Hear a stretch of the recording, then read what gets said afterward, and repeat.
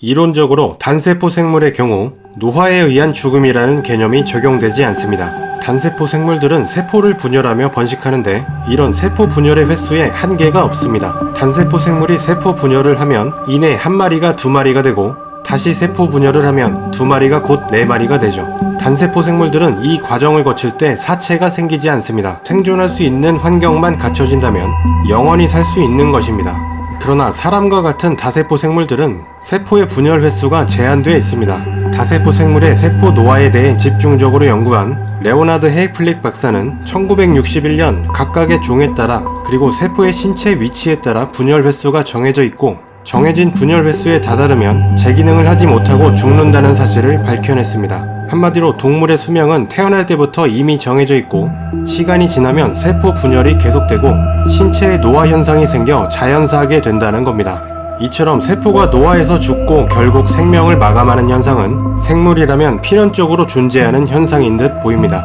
그런데 시간이 아무리 흘러도 죽지 않고 영원히 살 수 있는 동물들이 있습니다. 불사의 삶을 살 수 있는 영생의 동물들을 함께 알아볼까요?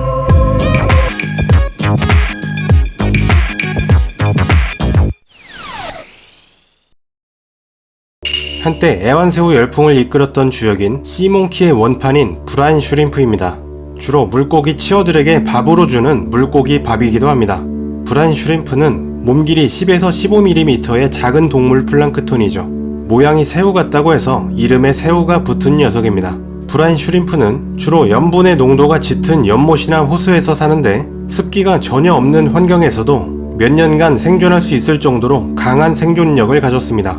그러나 사실 브라인 슈림프 자체가 불사의 동물은 아닙니다. 바로 브라인 슈림프가 낳은 알이 그 주인공이죠. 알의 표면에는 열을 차단할 수 있는 층이 있어 영하 40도에 얼려놔도 끓는 물에 팔팔 끓여도 익지 않고 생존하며 심지어 1972년 아폴로 16호에 싣고 우주공간에 강제로 노출시켰지만 지구로 돌아와 소금물에 넣으니 멀쩡히 부화했죠. 또 다른 일화로 1990년대 미국의 유타주에 있는 그레이트 솔트레이크 근처에서 석유 탐사를 위해 1만 년 된 지층의 땅을 파던 중 브라인 슈림프의 알이 발견됐는데 이 알을 소금물에 넣자 며칠 뒤 멀쩡하게 부화해서 세간을 놀라게 만들기도 했습니다. 정말 놀랍게도 1만 년이라는 긴 시간 동안 작은 알 속에 생명의 불씨가 꺼지지 않고 유지되고 있었던 것입니다. 말 그대로 브라인 슈림프의 알은 불사의 생명체라고 할 수 있겠네요. 예로부터 왕족이나 귀족들이 즐겨 먹었다고 하는 고급 요리의 대명사 랍스터. 랍스터는 전 세계적으로 인기 있는 식재료죠. 요리 사진을 보자니 제가 다 군침이 도는데요. 그런데 이 맛있는 랍스터가 사실 불로불사의 존재인 건 알고 계셨나요? 랍스터는 태생적으로 수명에 관여하는 텔로미어를 자체 복구하는 능력이 있습니다. 염색체의 끝자락에 자리하고 있는 텔로미어는 세포가 분열할 때 발생하는 유전 정보의 손실을 막아주는 완충제의 역할을 합니다.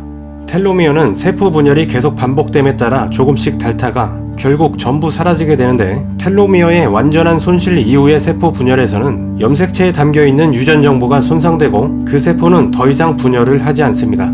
그리고 생물학적으로 이 시점에 이르렀을 때 생명이 끝났다고 말합니다. 하지만 랍스터는 텔로미어의 파괴를 막는 효소인 텔로모라이제를 항시 활성화하기 때문에 손상 없는 세포 분열을 무한하게 할 수 있고 이에 따라 이론적으로는 영원히 살 수 있는 불로불사의 존재입니다. 그러나 생물학적 이론과는 다르게 랍스터도 나이를 많이 먹으면 죽게 되죠. 다만 우리가 아는 노화의 방식이 아닌 전혀 다른 방식으로 인한 죽음을 맞이하는데요. 랍스터는 몸이 성장함에 따라 간헐적으로 탈피를 하는데 탈피를 하면 할수록 더 커지며 껍질이 점점 더 단단해지고 힘도 세집니다. 문제는 바로 그 껍질에 있습니다.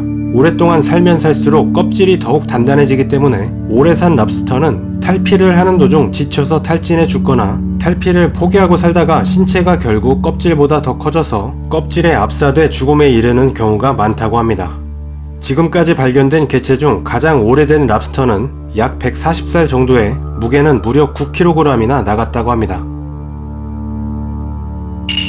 여기 히드라가 있습니다. 아쉽게도 스타크래프트의 산성침을 뱉는 히드라는 아닙니다. 히드라는 5에서 15mm 정도의 못이나 늪 등의 담수에 서식하는 아주 작은 동물이죠. 길다란 몸통의 끝에 입이 있고 주변에 촉수가 여러 개 달려있는데 이 촉수가 몸체 길이의 3배까지 늘렸다 줄였다 하며 독을 분비해서 물벼룩이나 달팽이 같은 동물들을 잡아먹죠. 히드라는 재생 능력이 뛰어나 잘라도 다시 몸을 재생할 수 있습니다. 2mm 정도의 몸체 일부분만 남아있어도 원래의 몸체로 완전한 재생이 가능하죠. 히드라의 신비함은 늙지 않는 데에 있습니다. 히드라는 성체가 되면 어느 순간부터 노화가 멈춥니다. 독일의 실험에서 8년이라는 긴 시간 동안 히드라를 관찰한 연구가 있었는데 당시 연구에 쓰인 히드라가 33살이었음에도 불구하고 노화가 전혀 진행되고 있지 않음을 확인했으며 불사의 생명체라는 결론에 도달했죠.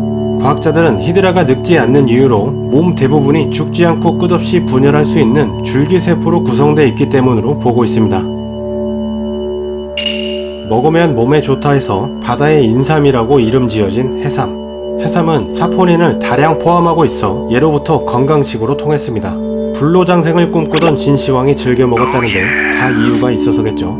해삼은 여러모로 신비함으로 가득한 동물인데요. 무려 5억 년 전부터 지구에 존재했던 고대 생명체인 해삼은 특히 그 생명력이 놀라움을 넘어 경외감까지 들게 만듭니다. 해삼의 머리와 꼬리를 잘라놓으면 잘라낸 머리와 꼬리가 또 다른 두 마리의 해삼이 되죠. 자그마한 조각으로 잘라내도 다시 몸이 자라납니다. 수분이 말라 몸이 바짝 비틀어져도 물에 넣으면 마치 아무 일도 없었다는 듯 다시 살아나며 심지어 해삼의 내장까지 전부 빼내버려도 다시 재생하죠.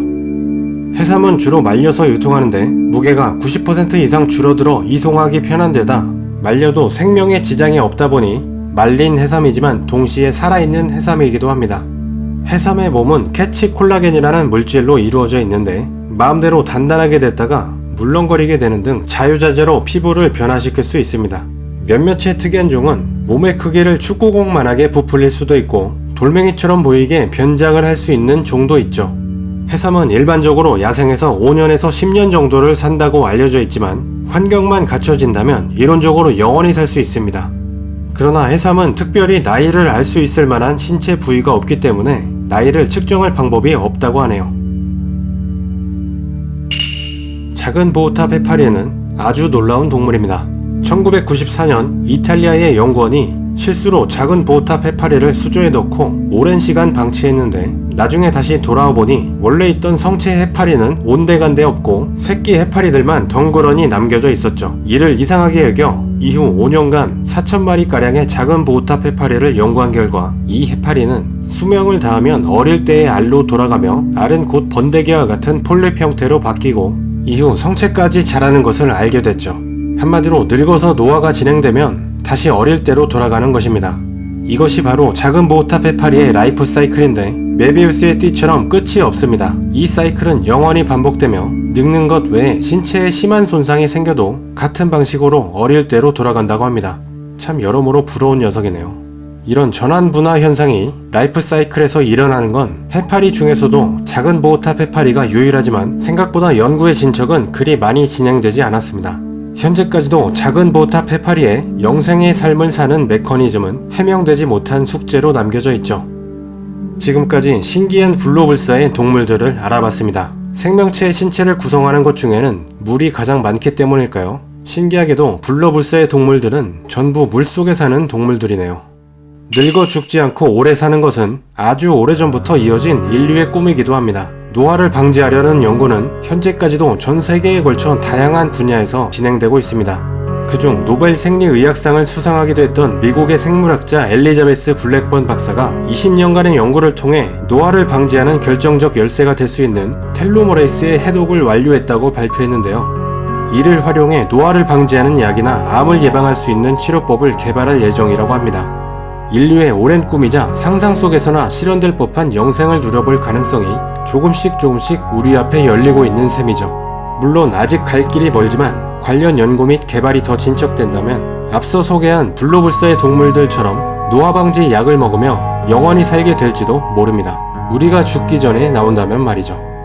그런데 영원히 산다는 것이 과연 좋기만 할 수 있을까요? 사실 무한한 것은 별로 가치가 없습니다. 금이나 다이아몬드가 무한히 많다면 지금처럼 값어치가 높지 않았겠죠. 어쩌면 우리의 삶도 그와 비슷하지 않을까 합니다. 살면서 느낄 수 있는 재미는 생각보다 그리 길게 지속되지 않습니다. 인간은 쉽게 적응하는 동물이며 이는 쾌락도 마찬가지입니다. 물론 시간적 부담 없이 더 많은 것을 여유있게 경험하고 누릴 수 있겠지만 끝이 사라진 영생의 시간은 인간의 삶을 무료하고 따분한 삶으로 만들 것입니다. 죽음이라는 배수의 진을 치고 사는 것과 그렇지 않은 것에는 삶에 대한 열정의 온도차가 분명 존재할 수밖에 없겠죠. 결국 얼마나 오래 사느냐보다는 어떻게 사느냐가 훨씬 더 중요한 게 아닐까 하는 생각이 드네요.